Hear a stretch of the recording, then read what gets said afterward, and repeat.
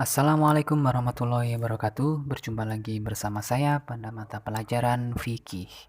Nah, jadi pada pertemuan kali ini ya, kita melanjutkan kembali dari materi yang sudah pernah kita pelajari sebelumnya, yaitu pada bab 2, yaitu melanjutkan tentang pembahasan perintah berkurban dan akikoh.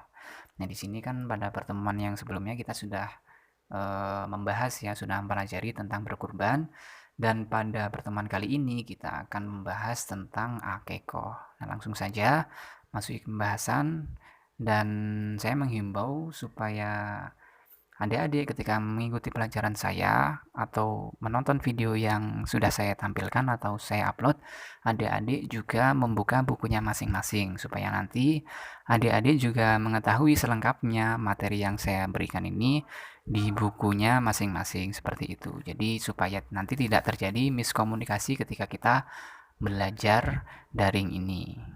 Jadi langsung saja ke pembahasan yang selanjutnya, yaitu mengenai ketentuan akikah ya di sini. Jadi apa sih akikah itu? Jadi akikah itu adalah merupakan kegiatan penyembelihan hewan ketika seorang bayi telah lahir dari rahim ibunya. Kemudian secara bahasa, akikoh berasal dari bahasa Arab, yaitu akko, yang artinya membelah dan memotong. Kemudian ada pun kata al-akikoh atau al-ikoh, itu berarti rambut bayi yang lahir dari rahim ibunya. Nah, seperti itu. Nah, dari sini pengertian dari akikah itu sendiri itu apabila kita bahas kembali, kita cermati kembali, kata akikah itu berasal dari bahasa Arab yang artinya adalah membelah dan memotong. Nah, seperti itu ya.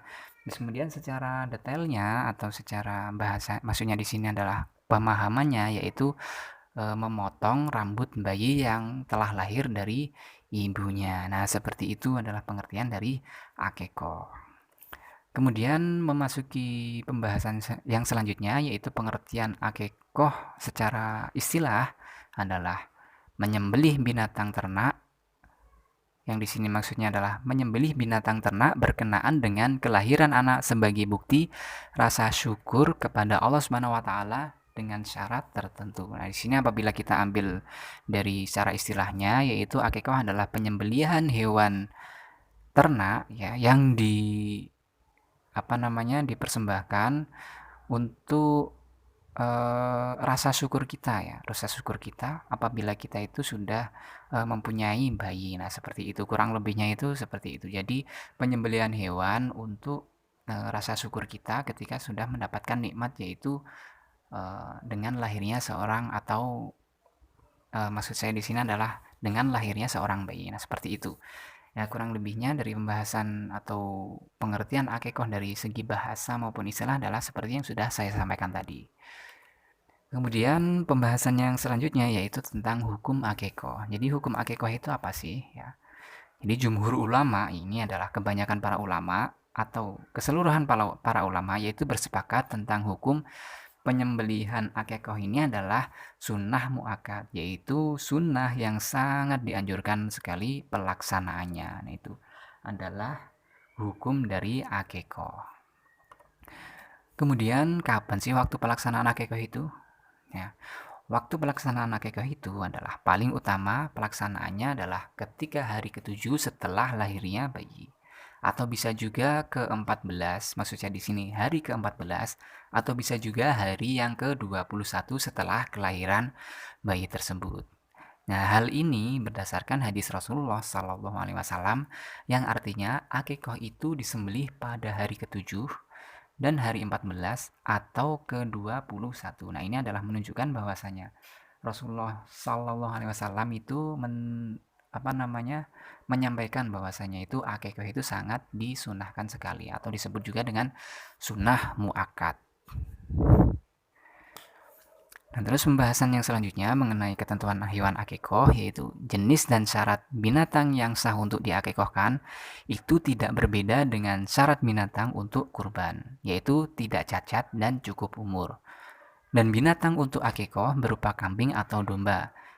Nah, ini yang perbedaannya akikah dengan kurban itu adalah di sininya ya. Jadi kalau akikah itu berupa kambing atau domba saja. Seperti itu.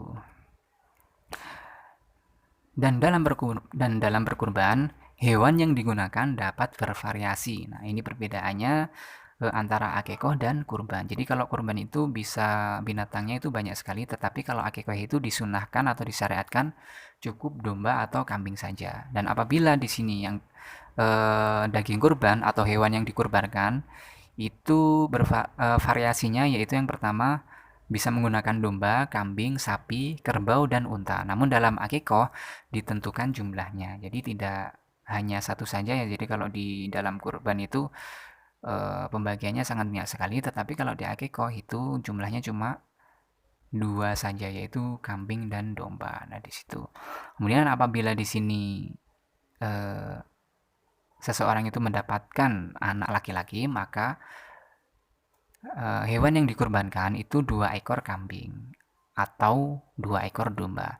Dan apabila mendapati atau melahirkan anak perempuan, maka yang disunahkan untuk diakehokan yaitu cukup 1 ekor kambing saja atau 1 ekor domba saja. Nah, itu adalah ketentuan-ketentuan hewan yang nantinya akan diakekohkan. Seperti itu ya. Nah, kemudian pembahasan selanjutnya yaitu terkait akekoh, itu pembagian dan pemanfaatan daging akeko. Nah, di sini itu apa saja sih pembagiannya?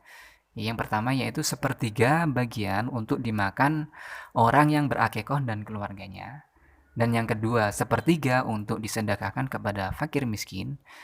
Dan yang ketiga, sepertiga dihadiahkan kepada kerabat-kerabatnya atau orang lain. Nah, ini pembagian daging akiko. Nah, ini ada 3 ya, ya sudah saya sampaikan tadi seperti itu. Kemudian memasuki pembahasan selanjutnya yaitu membahas tentang sunnah-sunnah pada waktu akiko. Nah, sunnahnya itu apa aja? Itu yang pertama mendoakan bayi yang baru lahir dengan doa yang diajarkan oleh Rasulullah Shallallahu Alaihi Wasallam, dan adik-adik juga bisa melihat di LKS-nya masing-masing doanya seperti apa. Nah, di situ bisa adik-adik cermati sendiri ya, bisa dibaca sendiri supaya nanti adik-adik juga ketika mempunyai anak nanti juga sudah tahu doanya ketika mendoakan bayi yang telah lahir seperti itu. Kemudian yang kedua yaitu menyembelih hewan akikoh. Kemudian yang ketiga melakukan tahnik. Kemudian yang keempat memberi nama dengan nama baik sesuai tuntunan Rasulullah Sallallahu Alaihi Wasallam. Dan yang selanjutnya mencukur rambut bayi, dan yang terakhir melakukan khitan. Nah, ini termasuk sunnah-sunnah pada waktu akikoh. Nah, kemudian pembahasan yang terakhir di sini yaitu membahas tentang hikmah pelaksanaan akikoh.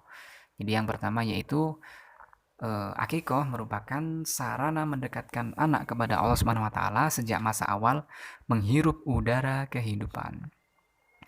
Kemudian yang kedua, yaitu hikmahnya, akikoh merupakan tebusan bagi anak untuk memberikan syafaat pada hari akhir nanti kepada kedua orang tuanya. Kemudian yang selanjutnya, hikmahnya yaitu akikoh.